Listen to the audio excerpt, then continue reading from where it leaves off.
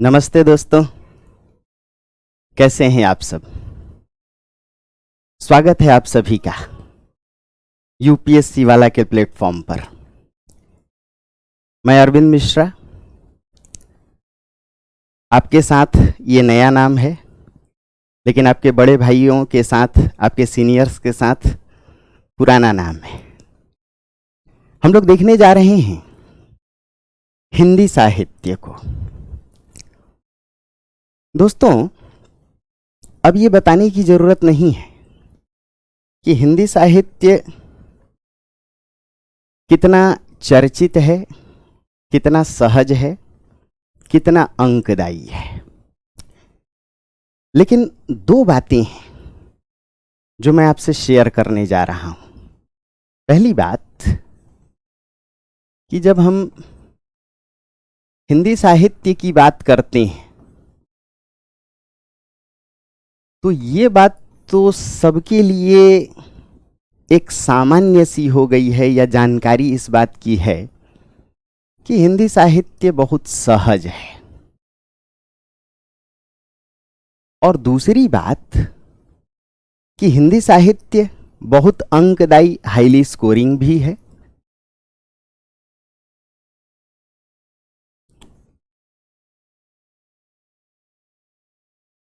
याद रखिए, कोई भी विषय सिर्फ सहज हो जाने से सफलता नहीं दिलाता, बल्कि ये ध्यान रखना होता है कि कैसे हम उसके अंकों को अधिक से अधिक कैश कर सकें, गेन कर सकें।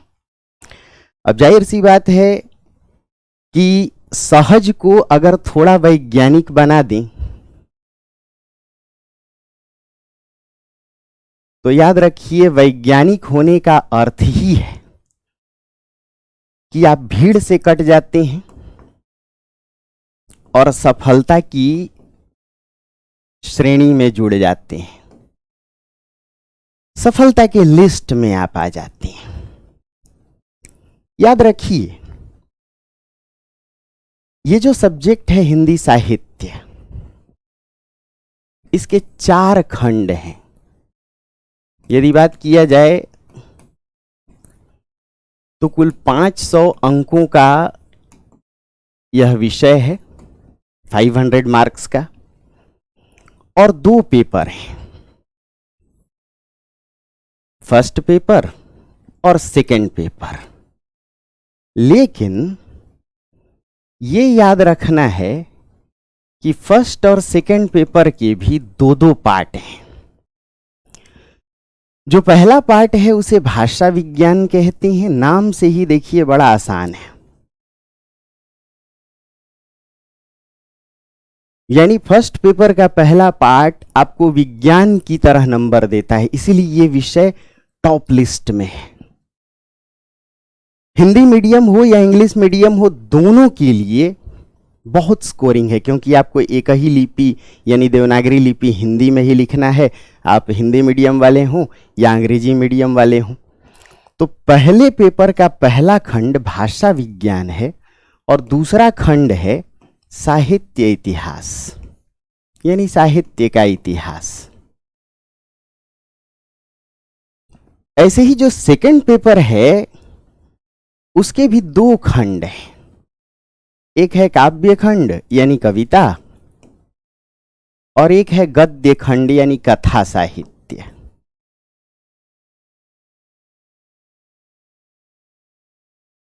आपको बताने की जरूरत नहीं है कि कथा साहित्य कितना सहज है। कहानियों को पढ़ना है, नाटक को पढ़ना है, उपन्यास को पढ़ना है, कहीं प्रेमचंद की कहानियां हैं, कहीं एक दुनिया समानांतर, कहीं बहुत रोचक नाटक हैं, मार्मिक नाटक हैं। आषाढ़ का एक दिन पढ़ना है आपको, स्कंदगुप्त पढ़ना है। ऐसे ही भारत दुर्दशा, जो भारतेंदु हरिश्चंद्र का नाटक है। फिर उपन्यास आप पढ़ेंगे कि गोदान क्या है, मैला आंचल क्या है, दिव्या क्या है, महाभोज क्या है। तो ये किस्सा, कहानी, नाटक, उपन्यास, और भी अगर कुछ देखें तो निबंध है, आलोचना है। उसके माध्यम से ये जो चौथा खंड है वो बड़ा सहज है। 2 खंड ऐसे हैं, एक भाषा विज्ञान और ये काव्य खंड जिस पर थोड़ी सी मेहनत हम कर दें, और मेहनत कैसे, शिक्षक जो पढ़ाए बस उसकी बात समझें, उसे अपने भीतर बैठाएं, तो याद रखिएगा कि आपको बाकियों से कम 30 से 40 नंबर अधिक आएंगे। क्योंकि सारी दुनिया कथा साहित्य तैयार करके जाती है, हम लोग करेंगे तैयार। सारी दुनिया साहित्य का इतिहास पढ़ करके जाती है, हम लोग भी करेंगे। आदिकाल क्या है, भक्ति काल क्या है, रीति काल क्या है, करेंगे। लेकिन ये याद रखिए कि एक तो भाषा विज्ञान, जिसे आज तक हम लोग ये मान बैठे हैं कि ये रटने की चीज है, और इस वजह से ही हम अंकों के लिहाज से पिछड़ जाते हैं। और दूसरा खंड जो काव्य खंड है, हम इसकी भी वैज्ञानिकता इसलिए नहीं समझ पाते हैं क्योंकि इसमें छोटे छोटे दर्शन हैं, छोटी छोटी चीजें हैं। अगर उसको आप ध्यान से कर गए, भाषा विज्ञान को रटंत न बना करके इसे समझ के लिए आप तैयार करें, और काव्य खंड को आप पूरी तरह इसकी वैज्ञानिकता के साथ, इसके छोटे छोटे तत्व, इसकी सामाजिकता क्या है, किसी भी कविता, कबीर की कविता में समाज कैसा है, सूरदास की कविता में दर्शन कैसा है, ऐसे ही बिहारी ने अपने काल के समाज को कैसे देखा, गुप्त जी ने कैसे देखा, निराला प्रसाद ने कैसे देखा।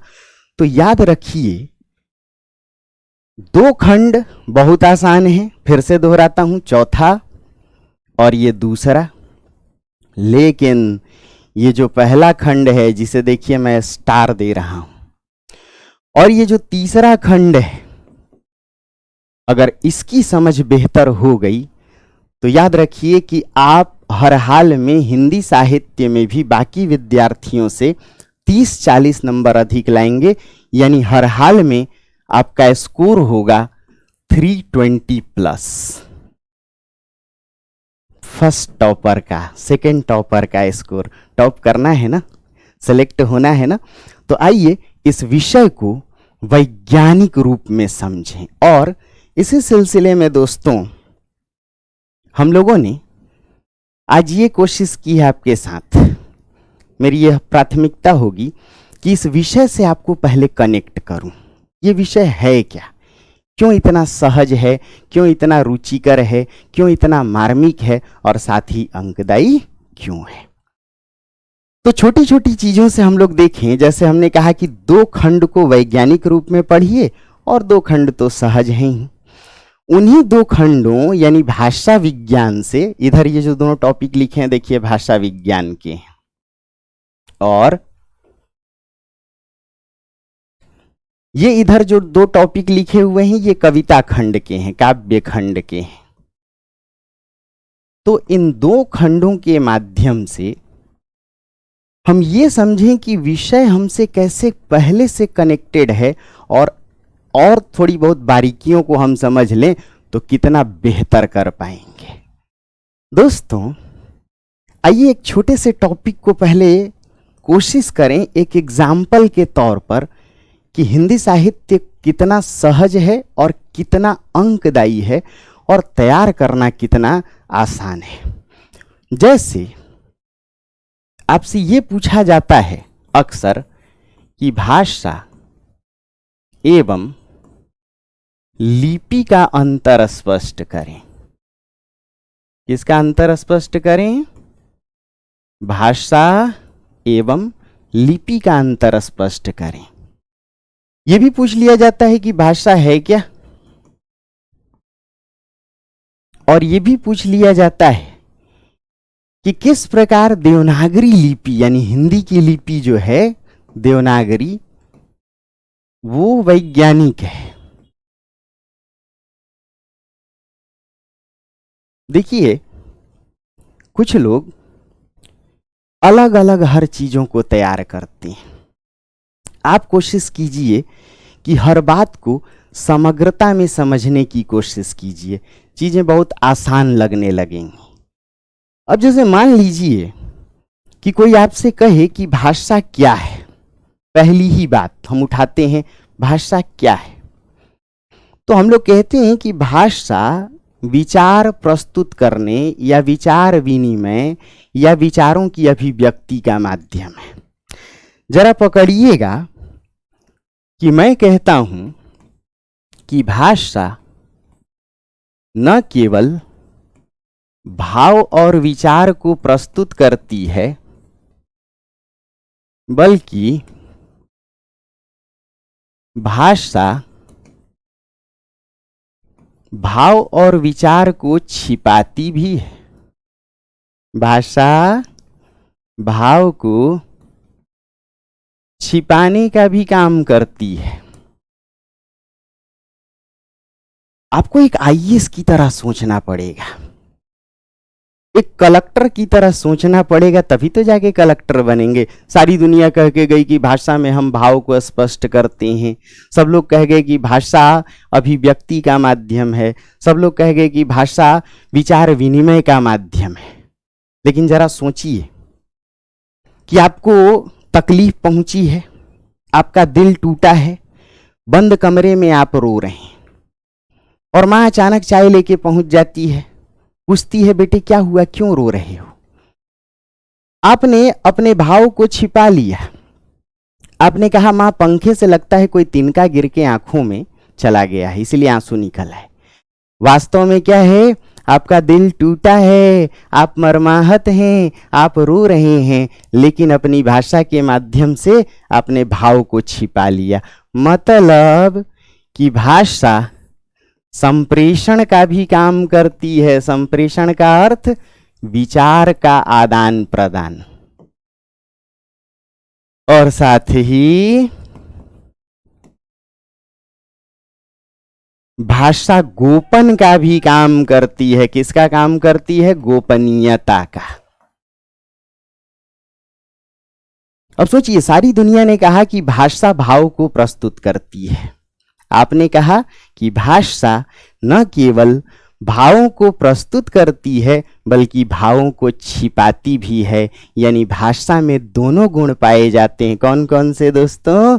संप्रेषण भी और गोपनीयता भी। आसान है। फिर आपसे ये पूछा गया कि भाषा है क्या? तो आपने कहा कि भाषा को हम बोलते हैं। आपने क्या कहा? कि भाषा बोली जाती है, ये कहा।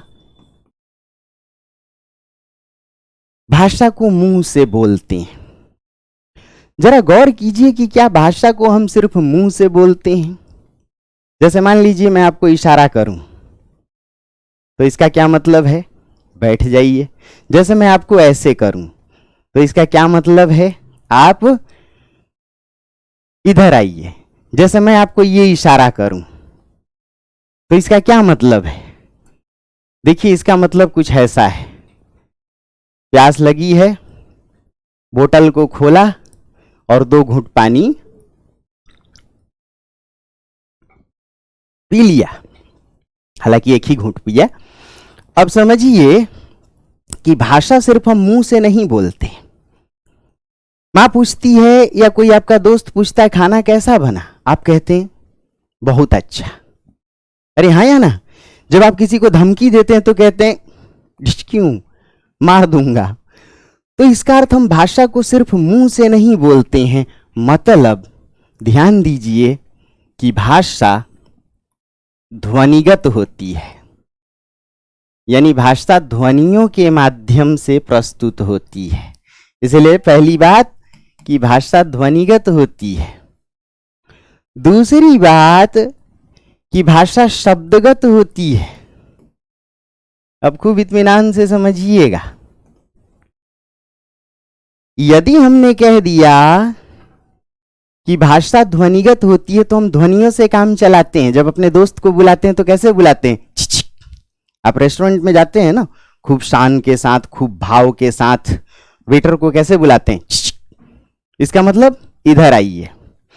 अगर आप को कुछ कहना है, मान लीजिए पिताजी आपसे नाराज हैं, तो पिताजी अपनी नाराजगी निकालने के लिए आपसे एक छोटी ध्वनि निकालते हैं और मान लीजिए कि सिर पे हाथ पीट लिया, तो इसका मतलब क्या है कि आप एक नंबर के नालायक हैं। आज आपने पिताजी की बात नहीं सुनी है, आज आपने उनकी आज्ञा का पालन नहीं किया है, कोई काम खराब किया है, पढ़ाई नहीं की है। इसीलिए भाषा ध्वनियों से व्यक्त होती है। देहातों में अपने यहाँ जब कोई बूढ़ा बुजुर्ग घर के अंदर प्रवेश करता था, मान लीजिए ससुर जी हों या जेठ जी हों, और आंगन में बहुएं बैठी हैं, तो याद रखिए कि कोई ससुर या कोई जेठ ये नहीं कहता था सावधान बहुओं मैं आ रहा हूं, बल्कि एक छोटी ध्वनि निकालते थे और बहुएं सावधान हो जाती थीं। मतलब भाषा ध्वनिगत भी होती है, भाषा शब्दगत भी होती है। कैसे?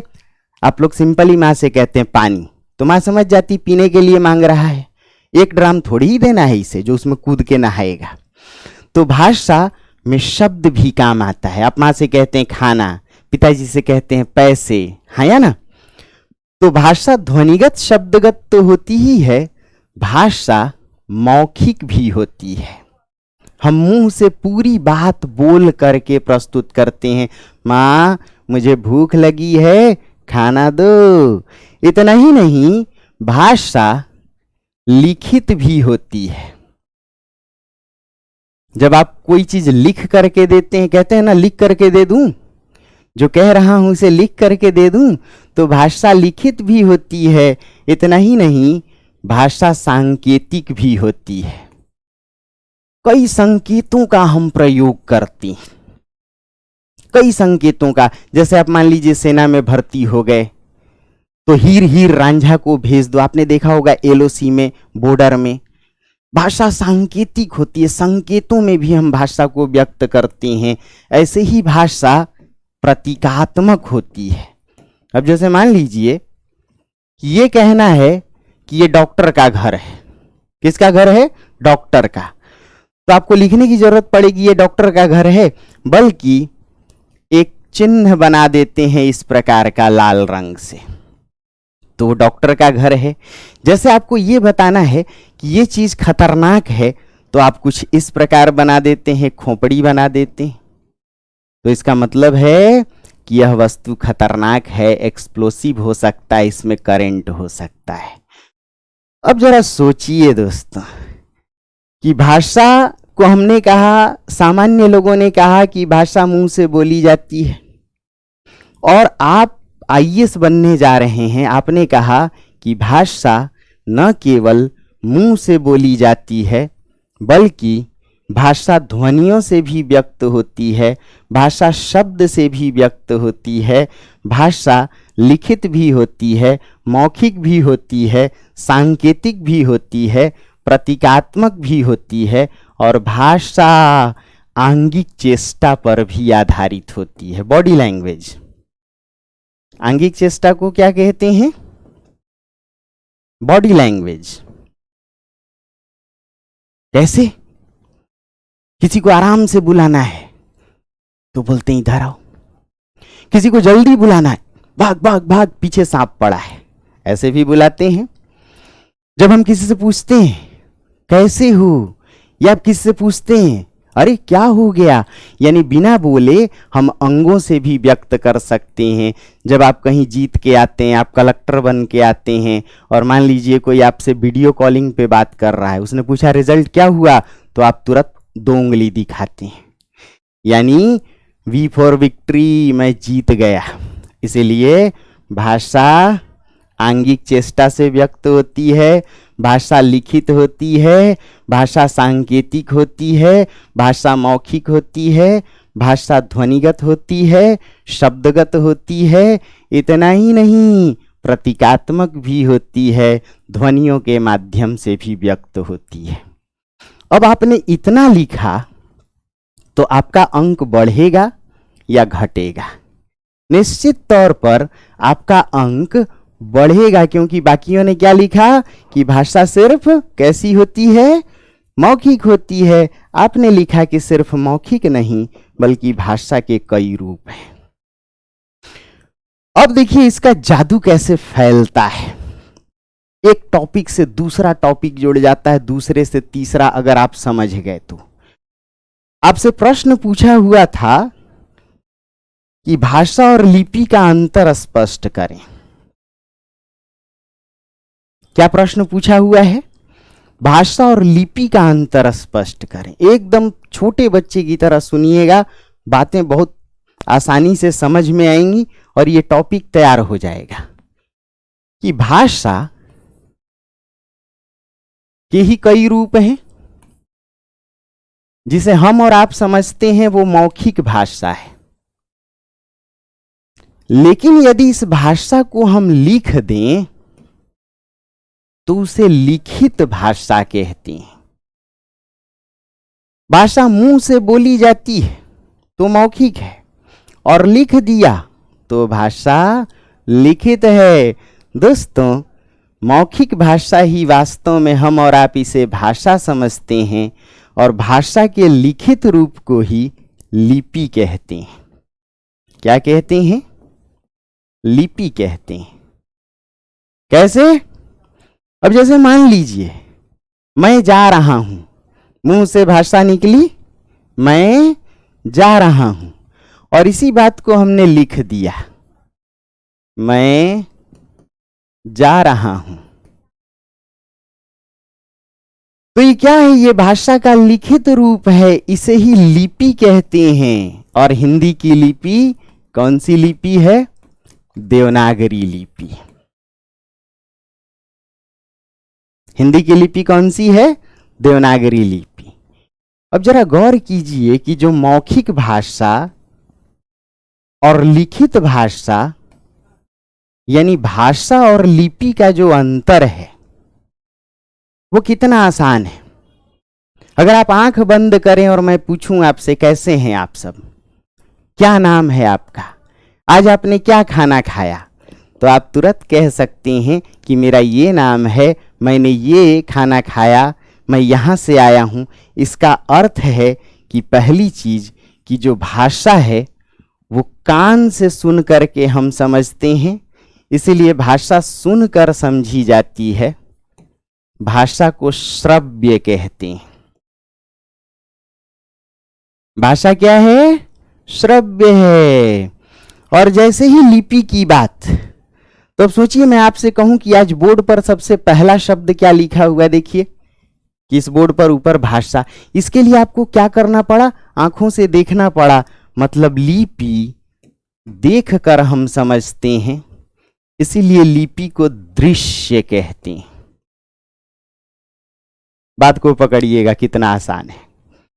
अब ये चुनौती मत दीजिएगा या हंसिएगा नहीं कि कुछ लिपि तो बिना देखे हम हाथ से छू करके, जैसे ब्रेल लिपि वगैरह, तो एक विशेष कंडीशन है, वो दिव्यांगों के लिए है। लेकिन अगर हम सामान्य मानव हैं तो निश्चित तौर पर भाषा को हम कान से सुनते हैं, कैसे हो, कहाँ जा रहे हो, क्या खाए, क्या नाम है आपका, और लिपि को आंखों से देखते हैं।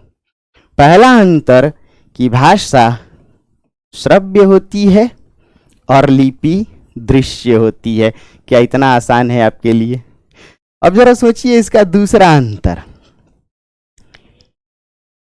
किसी ने कहा कि भाषा को सीखने के लिए हमें कहीं जाने की जरूरत नहीं है, भाषा को हम जन्म से ही सीखते आए। हम जब छोटे थे, 2 महीने के थे, तो माँ भाषा का प्रयोग हमारे साथ करती थी और हम माँ के साथ।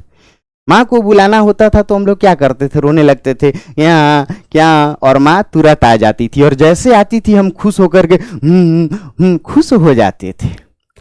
अब सोचिए कि मान लीजिए माँ जो है वो बच्चे को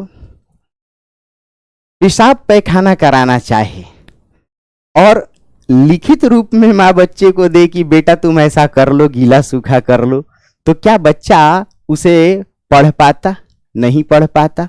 मतलब कि जो भाषा होती है वो बहुत सहज होती है। भाषा कैसी होती है? सहज होती है। व्यक्ति जन्म के साथ ही सीखता है।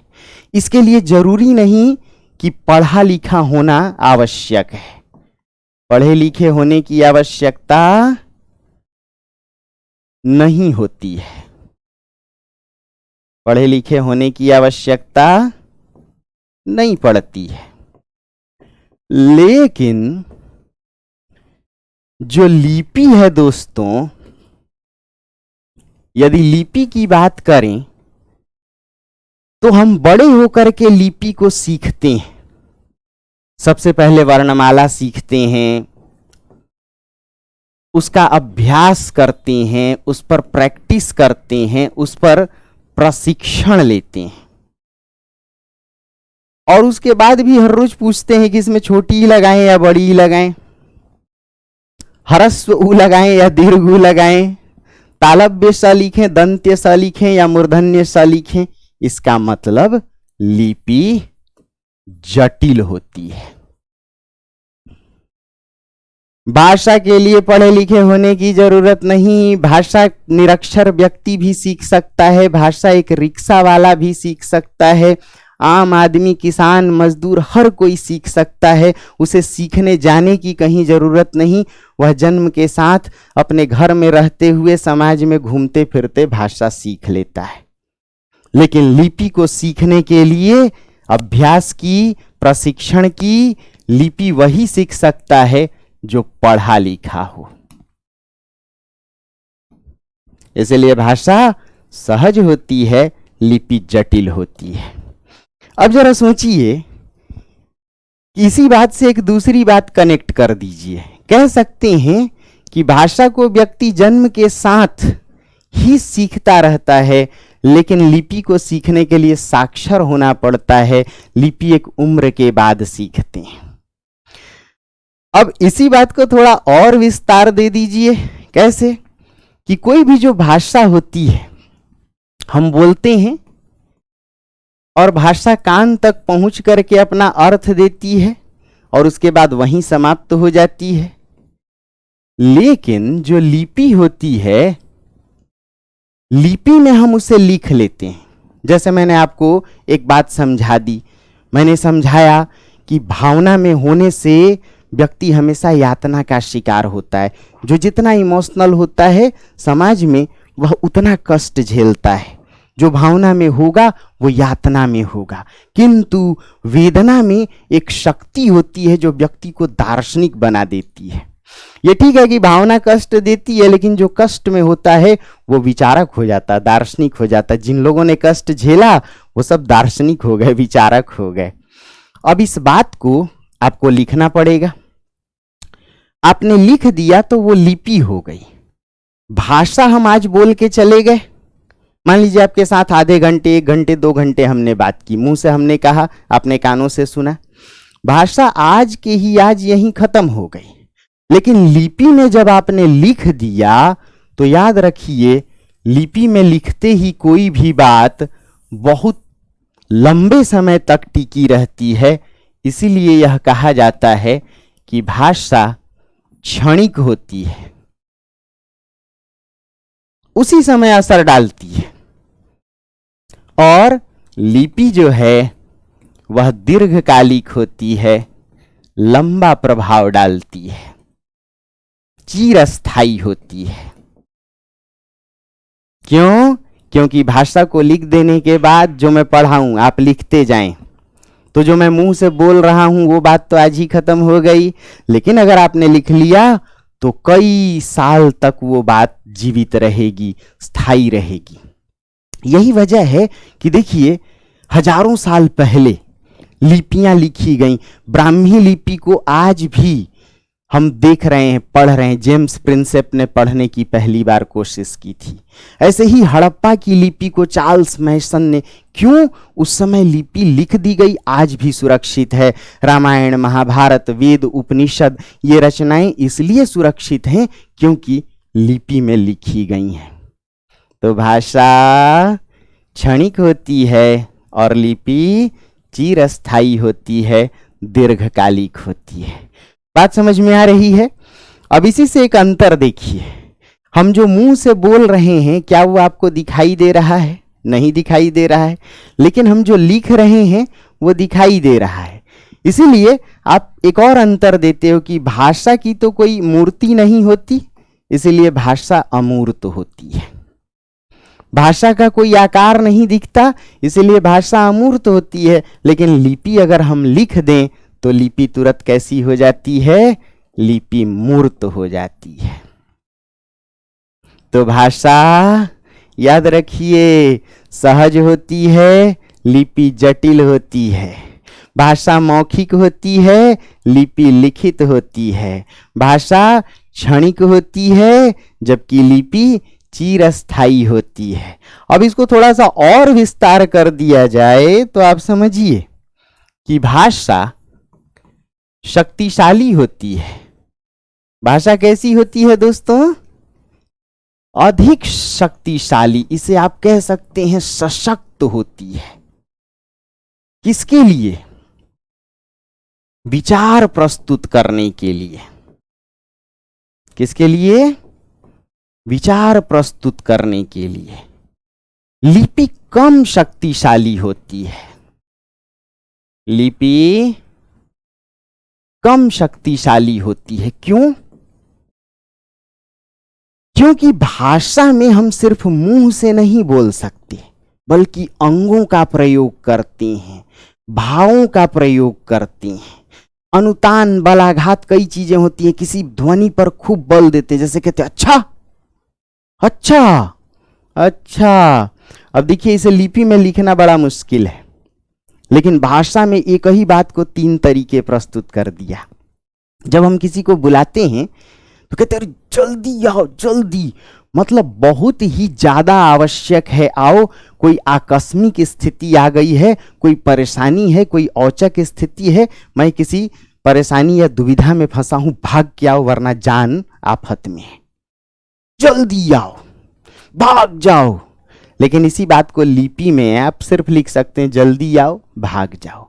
इसीलिए कहा जाता है कि भाषा अधिक शक्तिशाली होती है, लिपि कम शक्तिशाली होती है, क्योंकि भाषा में अंग का, भाव का, संकेत का, कई चीजों का हम प्रयोग करते हैं, बल देते हैं, बलाघात का भी प्रयोग करते हैं।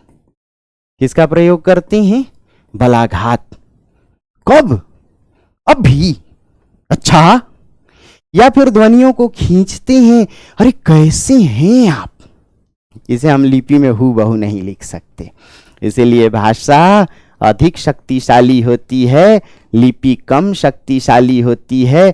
भाषा सहज होती है, लिपि जटिल होती है। भाषा को हम जन्म के साथ ही सीखते हैं, कहीं जाने सीखने की जरूरत नहीं होती, आसानी से सीख लेते हैं। लेकिन लिपि के लिए पढ़े लिखे होने की आवश्यकता है, अभ्यास की आवश्यकता है।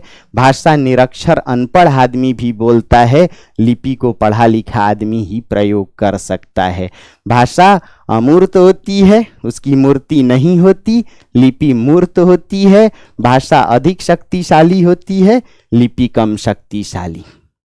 अब सोचिए कि जिसको हम नहीं देखते, जिसका रूप आकार नहीं है, उसे अमूर्त कहते हैं, हाँ या ना? और जिसका रूप आकार है हम उसे मूर्त कहते हैं। तो इसका एक मतलब और होता है कि आप कह सकते हैं कि भाषा आत्मा है और लिपि देह है। अब पकड़िए, धीरे धीरे आप लोग बड़े बच्चे बन रहे हैं। आत्मा को क्या हम देख पाते हैं? नहीं देख पाते। अब जब हम आत्मा को नहीं देख पाते तो क्या आत्मा अमूर्त होती है? अरे हाँ या ना? लेकिन जो लिपि है उसे हम देख पाते हैं, इसीलिए लिपि जो है वो मूर्त होती है। लेकिन जरा सोचिए, हमने इसे कहा कि भाषा आत्मा है और लिपि देह है। अब एक बात समझिए कि अंतर तो है, भाषा आत्मा है, लिपि देह है, क्योंकि रूप आकार है, भाषा मूर्त है। क्या बिना आत्मा के देह का कोई मतलब है? बिना आत्मा के देह निष्प्राण होती है। व्यक्ति जब मर जाता है तो उसकी आत्मा बाहर निकल जाती है। तो व्यक्ति जब गुजर जाए तो कहते हैं आत्मा निकल गई। व्यक्ति जब गुजर जाए तो क्या कहते हैं, जरा इसको चला, कि व्यक्ति की आत्मा निकल गई, निष्प्राण हो गया। ऐसे ही याद रखिएगा, बिना देह के आत्मा भटकती आत्मा होती है, प्रेतात्मा। बिना देह के आत्मा कैसी होगी? प्रेतात्मा, भटकती आत्मा। अरे हाँ या ना? तो बिना देह के आत्मा प्रेतात्मा या भटकती आत्मा। अर्थात हमें दोनों चाहिए, क्या क्या? आत्मा भी देह भी। ऐसे में भाषा आत्मा है तो लिपि देह है, मतलब दोनों एक दूसरे के पूरक हैं। अंतर होने के बाद भी दोनों अभिव्यक्ति के माध्यम हैं, एक दूसरे के पूरक हैं। भाषा किसी लिपि को दूर दूर तक फैलाती है। जरा सोचिए, अंग्रेजों ने अंग्रेजी भाषा हम लोगों को सिखाया। भारत में अंग्रेज आए थे तो उनकी कृपा से हम अंग्रेजी भाषा थोड़ा बहुत सीखे, उनकी लिपि भी सीख गए, अल्फाबेट ABCD Z तक। तो भाषा किसी लिपि को दूर दूर तक फैलाती है, और लिपि अगर रहे तो भाषा लंबे समय तक जीवित रहती है। अंग्रेज हमें ABCD सिखा के गए, हमारे पास उनकी लिपि थी, आज हम अंग्रेजी सीख गए। यानी दोनों एक दूसरे के पूरक हैं। अब देखिए, वही बढ़िया उत्तर लिखेगा। प्रश्न पूछा है आपसे कि भाषा और लिपि का अंतर स्पष्ट करें, और आपने एक प्रक्रिया की शुरुआत की दोस्तों, जिसमें आपने ये बताया कि भाई प्रश्न क्या पूछा था, एक छोटा सा प्रश्न कि भाषा और लिपि का अंतर स्पष्ट करें। आपने इसको 3 मुद्दों से जोड़ दिया। कैसे? सबसे पहले बताया कि भाषा क्या है। भाषा न केवल भाव और विचार को प्रस्तुत करती है, बल्कि भाव और विचार को छिपाती भी है। इसलिए भाषा में संप्रेषण का भी गुण है और गोपनीयता का भी गुण है।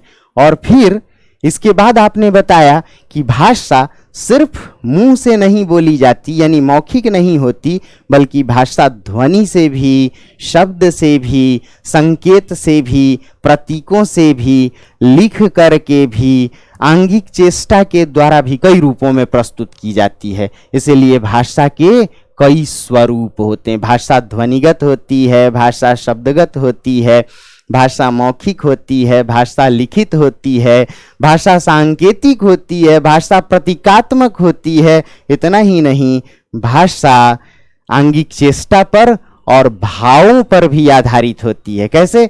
हम मुंह से ही बिना बोले चेहरे के माध्यम से कई चीजें पूछ लेते हैं। ऐसे पूछते हैं ना, तो इसका क्या मतलब हुआ? इसका मतलब हुआ कैसे हो भाई साहब, हाँ या ना? जब हम आंखें बड़ी करते हैं तो इसका मतलब हम नाराज हैं।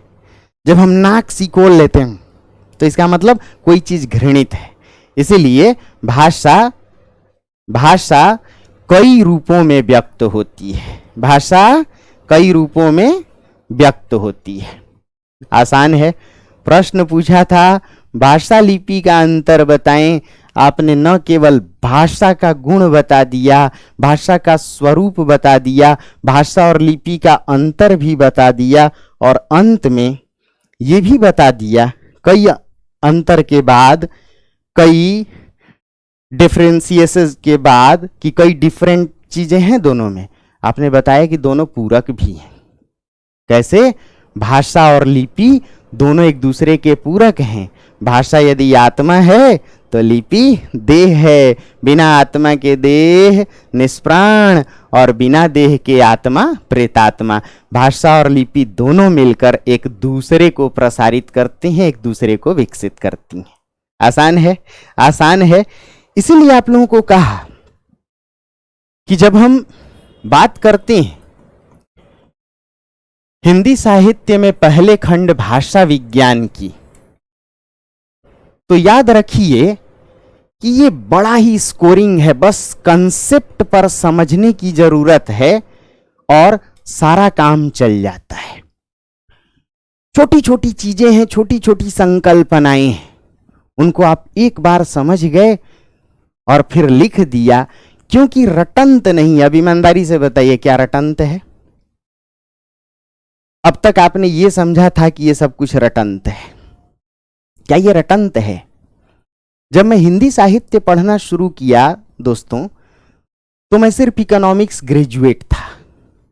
इकोनॉमिक्स से ग्रेजुएशन करके आया, थोड़ा बहुत मैथ की थोड़ी बहुत समझ थी, लेकिन इस विषय को जब पढ़ना शुरू किया, इतना आनंद आया कि इसी विषय को आज से नहीं बल्कि 2 दशक से पढ़ाने लग गया। और फिर तो इतना भाव विभोर हो गया, डूब गया, आनंद से सराबोर हो गया कि अब अपने लिए भी विषय पढ़ने लगा। मैं एक उम्र पार करने के बाद हिंदी से पढ़ाई करने लग गया। अब बहुत शौक कर रहा है कि कई डिग्रियों को अर्जित करूं, कर भी रहा हूं। एक दिन आप देखेंगे मेरे पास बहुत सारी डिग्री है। तो इसका अर्थ है कि पहले जो मैं पढ़ाई किया था इकोनॉमिक्स से, मैथ से, कोई भी इसे समझ करके इस हिंदी साहित्य को लिख सकता है, समझ सकता है, बहुत अच्छे अंक अर्जित कर सकता है। मतलब जरूरी नहीं कि आप ग्रेजुएशन में हिंदी साहित्य रखे हों या मास्टर डिग्री हिंदी से किए हों, एमफिल किए हों, नेट जेआरएफ किए हों, तो ही आप हिंदी समझ सकते हैं। लेकिन रटंत नहीं। आपको आज तक समझाया गया कि कुछ चीजें रटने वाली हैं। मैं कहता हूं, मेरा दावा है, मेरा वादा है आपसे कि एक भी चीज अगर इसमें रटंत है तो फिर इस विषय को हम छोड़ देंगे। मेरे साथ जब तक आप रहेंगे, और ज्यादा दिन रहने की जरूरत नहीं, ये विषय बहुत आसान है। डेली 2-2 घंटे भी दे दें आप, तो मान के चलिए कि 300 घंटे में ये विषय इतना आराम से याद हो जाता है, भीतर इसकी सारी चीजें। क्योंकि हिंदी कुछ और नहीं, हमारे संस्कारों का विषय है। मातृभाषा के रूप में इसकी भाषा है। जो हम दिन रात बोलते हैं, जो हम सोचते हैं, वही हिंदी है। इसलिए इसमें सिर्फ सहजता है, सिर्फ रोचकता है। किस्सा कहानी तो है ही, लेकिन जो खंड संकल्पनात्मक हैं, वैज्ञानिक हैं, उनको भी हम किस कदर बड़े आसानी से पढ़ सकते हैं। बस समझ पर आधारित है, संकल्पनाओं पर आधारित है। तो कर ले जाएंगे प्रश्न। भाषा और लिपि का अंतर बताएं, भाषा से आप क्या समझते हैं? अरे हाँ या ना? ऐसे ही अब मान लीजिए कि कोई आपसे एक प्रश्न कर ले, और प्रश्न अक्सर पूछा जाता है कि देवनागरी लिपि वैज्ञानिक कैसे है। जरा सोचिए, जब हम अंग्रेजी की बात करते हैं तो अंग्रेजी भाषा की लिपि क्या है? रोमन लिपि है, जो हम ABCD में लिखते हैं। और जब हम हिंदी भाषा की बात करते हैं तो हिंदी भाषा की जो लिपि है दोस्तों, देवनागरी है। आपसे क्वेश्चन पूछ लिया गया, क्या क्वेश्चन पूछा गया? कि देवनागरी लिपि की वैज्ञानिकता पर चर्चा करें। किस पर चर्चा करें?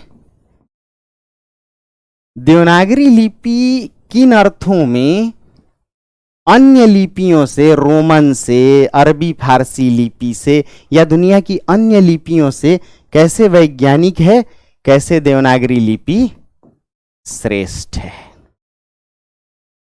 जादू देखिए, बस समझ पर आधारित है। दोस्तों, जैसे मान लीजिए कि आपका एक नाम हो, मैं एक तरफ अंग्रेजी लिख रहा हूं और एक तरफ हिंदी लिख रहा हूं। जैसे मान लीजिए आपका एक नाम है प्रद्युम्न। अब अंग्रेजी में लिखिए तो PRADU, और इसमें भी DU नहीं है क्योंकि D के बाद Y है, तो DYUMNA, ये हुआ प्रद्युम्न। और इसी को जब हम हिंदी में लिखते हैं तो मात्र इतने में देखिए, प्रद्युम्न। ये 1 2 3 4 5 6 7 8 9 और ये कहा 1 2 3 3.5। मात्र 3.5 अक्षर में आप हिंदी की लिपि देवनागरी को लिखते हैं और अंग्रेजी को लिखने के लिए उसी शब्द को 9 अल्फाबेट की जरूरत है। वास्तव में जो हिंदी की देवनागरी लिपि है इसे हम अक्षरात्मक कहते हैं, अक्षर से लिखी जाती है। क्या कहते हैं? अक्षरात्मक लिपि। और जो अंग्रेजी भाषा की लिपि है रोमन, वो वर्णनात्मक या वर्णात्मक लिपि है। कैसी लिपि है? वर्णात्मक लिपि है। मतलब अंग्रेजी भाषा की रोमन लिपि वर्णों में, अल्फाबेट में लिखी जाती है, सारे वर्ण अलग अलग हैं, इसलिए इसे वर्णात्मक लिपि कहते हैं। और हिंदी भाषा की लिपि देवनागरी, याद रखिए, अक्षरात्मक लिपि है क्योंकि इसे अक्षर में लिखते हैं। अक्षर की खासियत ये है कि पूरा और आधा दोनों लिख सकते हैं, इसीलिए कबीर कहते हैं 2.5 आखर प्रेम का। आखर यानी अक्षर। अक्षर हम 2 मिला के भी लिख सकते हैं। कैसे? अब देखिए, क और एक अ स्वर, दोनों को मिला दिया, क्या लिखा? का। अरे हाँ या ना? ऐसे ही क लिखा और अ स्वर, कै। हाँ या ना? जैसे हम श लिखते हैं देवनागरी में, और इसे ही अगर रोमन में लिखना हो तो याद रखिए एस, एच और ए भी, सारे वर्ण अलग लिखने होते हैं। प्लस अंग्रेजी की लिपि जो रोमन है उसमें कोई आधा वर्ण नहीं होता, सारे पूरे लिखते हैं। आपने कभी आधा एन, आधा ए, आधा बी, आधा सी नहीं देखा है। अब बात को पकड़िए कि अक्षर हम मिला के लिखते हैं,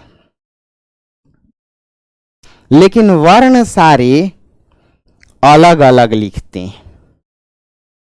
तो पहली विशेषता, देवनागरी लिपि जो है वह कम समय कम स्थान में लिखी जाती है। कम समय और कम स्थान में लिखी जाती है, यानी समय भी बचता है, और आप कह सकते हैं कि कलम की स्याही भी कम लगती है, कागज भी कम लगता है। इसका अर्थ कि ये बचत वाली लिपि है, समय की भी बचत कराती है, स्थान की भी बचत कराती है। इसीलिए कहते हैं ये समय और श्रम दोनों को बचाती है। कम समय कम स्थान में लिखी जाती है देवनागरी, जबकि अन्य लिपियों को लिखने में अधिक स्थान लगता है, अधिक मेहनत लगती है। पहली विशेषता। प्रश्न आ जाए, देवनागरी की विशेषता बताएं। क्यों देवनागरी लिपि वैज्ञानिक है? तो पहली विशेषता आपने क्या बता दी कि देवनागरी लिपि कम समय कम स्थान में लिखी जाती है, जगह कम छेंकती है, कलम की स्याही कम लगती है, यहां तक कि मेहनत भी बचाती है। अरे हाँ या ना? अब जरा देखिए इसकी दूसरी विशेषता, अगर बात को आप पकड़ पा रहे हो। दोस्तों, एक तरफ जब हम रोमन की बात करते हैं, यानी अंग्रेजी भाषा की लिपि, तो उसमें मात्र 5 वॉवेल है, ए आई ओ यू, और वो भी बिखरे हुए हैं, ए बी सी डी, फिर एक ई और स्वर है, फिर लिखा जी एच आई, फिर एक स्वर है। जहां तहां बिखरे, स्वर कहीं, व्यंजन कहीं, वॉवेल कहीं, कॉन्सोनेंट कहीं। लेकिन दोस्तों, जब हम देवनागरी लिखते हैं तो देवनागरी में पहले स्वर लिखते हैं। देखिए देवनागरी लिपि क्यों वैज्ञानिक है? क्योंकि देवनागरी लिपि के वर्ण व्यवस्थित हैं। कैसे हैं? एक क्रम में। और तब आप लिखते हैं अ, आ, ह्रस्व ई, दीर्घ ई, ह्रस्व उ, दीर्घ उ। फिर लिखते हैं ए, ऐ, ओ, औ, अंग, अह। लिखते हैं ना। पहले स्वर, स्वरों में भी देखिए वैज्ञानिकता व्यवस्था कि छोटा स्वर फिर बड़ा स्वर, छोटा स्वर बड़ा स्वर, छोटा स्वर बड़ा स्वर। इधर भी देखिए छोटा बड़ा, छोटा एक मात्रा दो मात्रा।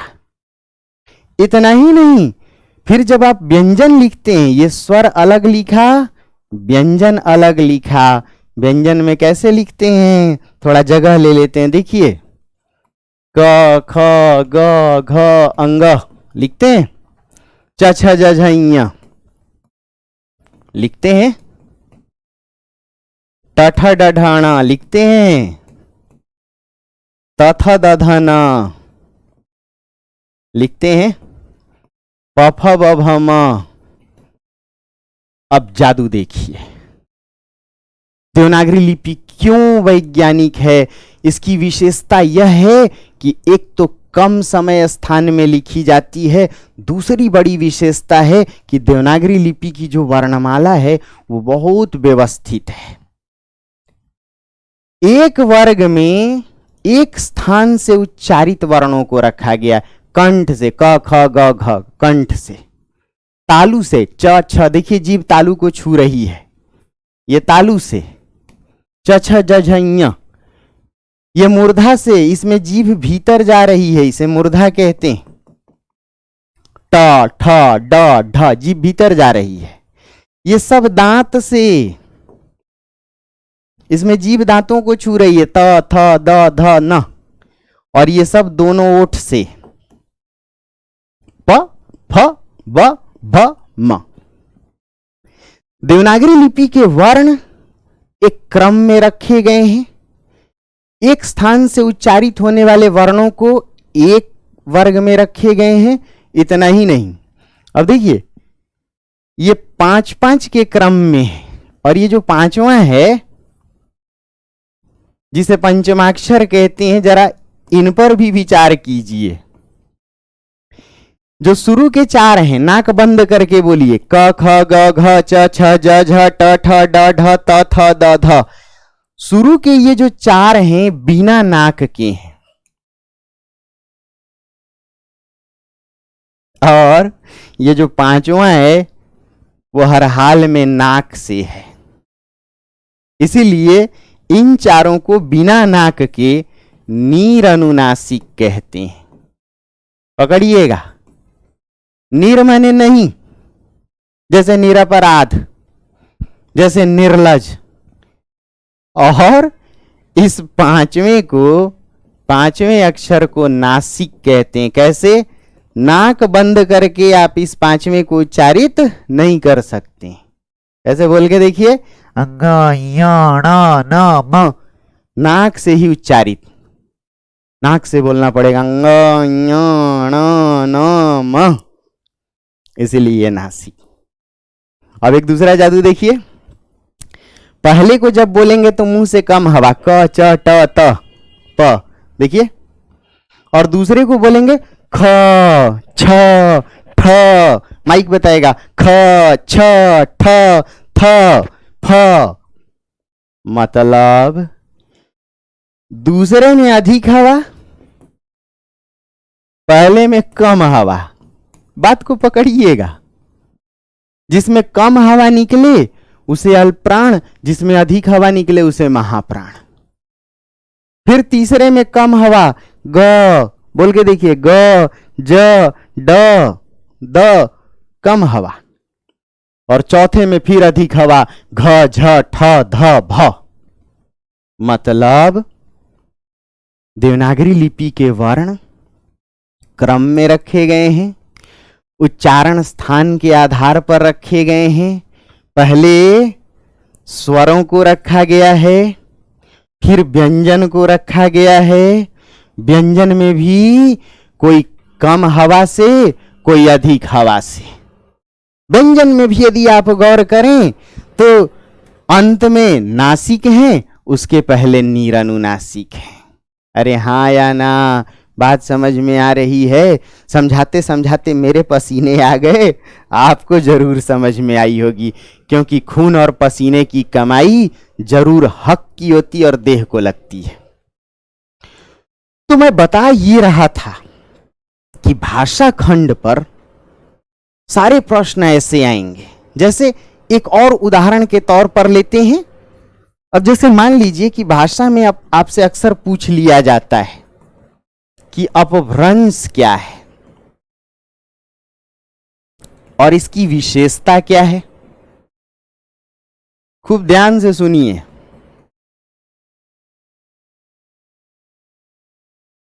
अपभ्रंश की चर्चा करें और अपभ्रंश की विशेषताओं का उल्लेख करें।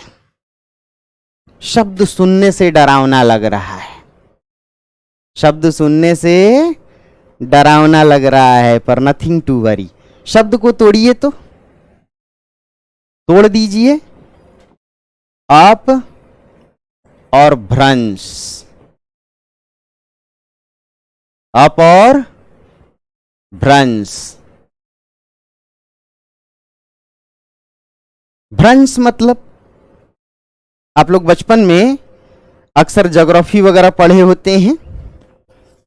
तो जैसे मान लीजिए कि आपने भ्रंशोथ पर पर्वत पढ़ा है, भ्रंश घाटी पढ़ा है, तो भूगोल में क्या पढ़ा? जैसे मान लीजिए एक प्लेट है, अब प्लेट पर अगर दबाव लगे, तो बाहर से दबाव लगे तो कुछ हिस्सा ऊपर कुछ नीचे। देखिए सब लोग, किसी प्लेट पर बाहर से दबाव लगे तो कुछ हिस्सा ऊपर, जो ऊपर गया उसे ही भ्रंश पर्वत कहते हैं, और जो नीचे वो वी आकार की घाटी, भ्रंश घाटी।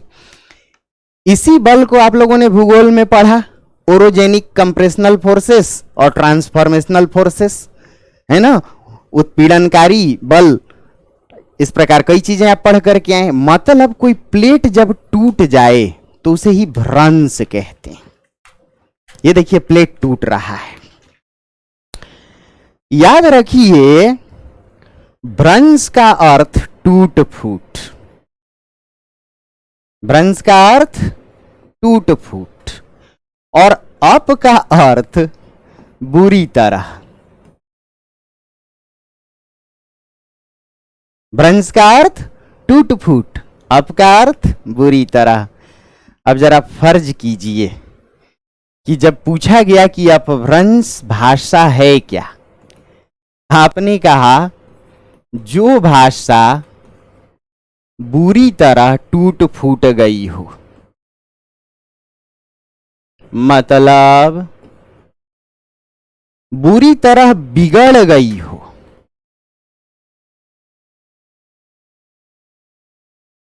जो भाषा बुरी तरह बिगड़ गई हो। कैसे? तो कुछ है ऐसे। देखिए संस्कृत जब बिगड़ी या टूट फूट इसमें हुई तो पाली का जन्म हुआ, प्राकृत का जन्म हुआ। और पाली प्राकृत में भी टूट फूट की स्थिति उत्पन्न हुई तो अपभ्रंश का जन्म हुआ। किसका जन्म हुआ? अपभ्रंश का। कैसे? दोस्तों देखिए, संस्कृत में मान लीजिए एक शब्द है कर्म, संस्कृत में एक शब्द है धर्म। कहा जाता है कि कोई भी भाषा यदि आम आदमी के लिए, कम पढ़े लिखे आदमी के लिए, आम आदमी, कम पढ़ा लिखा आदमी इक्वल टू छोटा बच्चा। जैसे देखिएगा कि कम पढ़ा लिखा आदमी भी स्टेशन को टीशन बोलता है, टेशन टीशनी बोलता है, सटेशन बोलता है, स्कूल को स्कूल, स्कूल सब कुछ बोलता है ना। जब आप उपन्यास पढ़ेंगे हिंदी साहित्य में मैला आंचल, तो उसमें वाइस चेयरमैन के लिए शब्द मिलेगा भैंस चरमन बाबू। वाइस चेयरमैन के लिए क्या शब्द मिलेगा? भैंस चरमन बाबू। अब ये समझने लायक है कि कोई भी भाषा जब उसे आम आदमी ठीक से नहीं बोल पाता है तो उसका तोड़ फोड़ करता है, उस भाषा को बिगाड़ता है। आम आदमी इक्वल टू छोटा बच्चा। जैसे छोटे बच्चे को कहें कि रेलगाड़ी बोलो तो कहेगा लेलगाड़ी, हाँ या ना। वैसे ही संस्कृत के कर्म और धर्म जब आम आदमी के द्वारा बिगाड़े गए तो देखिएगा, कर्म से छोटा बच्चा कैसे बोलेगा कम, धर्म से धम्म। और आप लोग पाली प्राकृत में खूब पढ़े हैं, कम्मणा भवति ब्राह्मण, ऐसे ही बुद्धम शरणम गच्छामि, धम्मम शरणम गच्छामि, पढ़े हैं ना पाली प्राकृत में। तो संस्कृत बिगड़ी तो पाली प्राकृत बनी, कर्म धर्म से कम धम, और ये भी बिगड़ गया। आप छोटे बच्चे को कहिए कि बोलो कम तो बोलेगा काम, बच्चे को कहेंगे कर्म तो बोलेगा कम, फिर बोलिए बोल कम तो बोलेगा काम, फिर छोटे बच्चे को कहिए बोल धर्म तो बोलेगा धम्म, फिर बोलिए बोल धम तो बोलेगा धाम। अब एक बात कि संस्कृत बिगड़ी तो पाली प्राकृत और बिगड़ गई, अपभ्रंश। अप का अर्थ बुरी तरह, जब आप किसी की इज्जत को बुरी तरह खराब करते हैं तो इज्जत माने मान, अप लगा दिया अपमान। किसी के यश को धूमिल किया जाए अपयश, कोई संस्कृति धूमिल हो जाए अपसंस्कृति। समझने लायक है, संस्कृत बिगड़ी पाली प्राकृत बिगड़ी अपभ्रंश। मतलब हमने क्या समझा था कि अपभ्रंश का अर्थ बुरी तरह बिगड़ी हुई भाषा। मतलब संस्कृत एक बार बिगड़ी फिर बिगड़ी, अरे जो बार बार बिगड़ जाए उसे क्या कहेंगे, बुरी तरह बिगड़ी भाषा या बुरी तरह टूटी फूटी भाषा। अब एक जादू देखिए, एक जादू देखिएगा, क्या इस क में अस्वर छिपा है?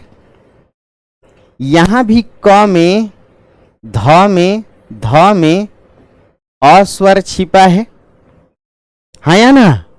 और यहां देखिए काम और धाम में क्या आ स्वर छिपा है? छिपा है, यानी अ छोटा है और आ बड़ा या दीर्घ है।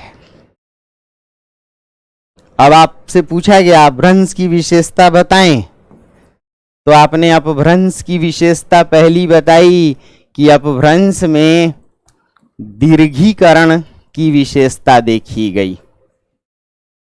अपभ्रंश में किसकी विशेषता देखी गई? दीर्घीकरण की। कैसे? जैसे एक और उदाहरण से देखिए, समझिए। संस्कृत, फिर पाली प्राकृत और फिर अपभ्रंश। कहानी वही है, इसको पूरे डिटेल में देखेंगे, पूरे डिटेल में। भाषा विज्ञान पर कम से कम आपको 40 से 50 घंटे की मेहनत हम लोग एक साथ मिलकर के हम लोग करेंगे। मेरी सारी कोशिश रहेगी कि छोटी छोटी चीज आप समझ जाएं। उसके बाद कविता खंड पर हम लोग आएंगे और उसमें कम से कम 70 से 80 घंटे की मेहनत करेंगे।